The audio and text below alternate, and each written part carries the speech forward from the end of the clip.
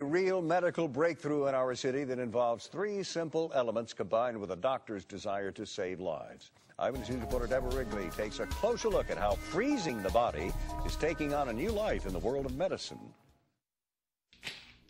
This is a story about ice, water, and sand. And one of the three was slowly robbing Rafael Chabot of oxygen and his life. And you start like fading. And it's very difficult because your chest hurts. You cannot make any type of exercise.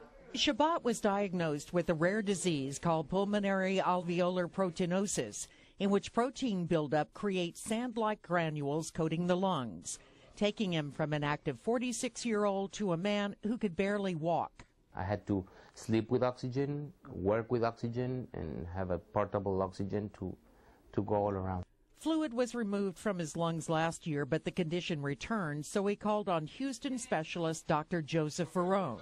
Couldn't do any normal activity, not in Mexico City, where he's from, not in Houston when he came in, with an oxygen tank, unable to move, with oxygen levels very low.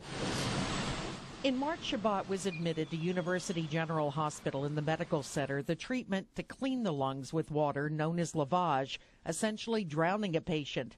The blood receiving oxygen from a machine, but it carries a risk.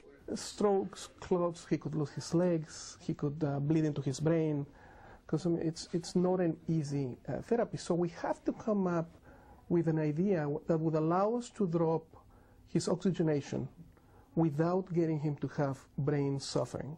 From sand and water to ice.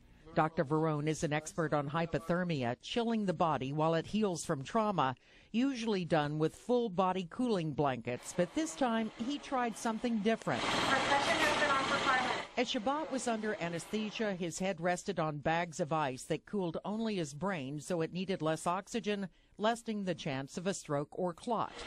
As a vibrating vest dislodged congestion, gallons of water were pumped into a lung, then suctioned out, removing the debris.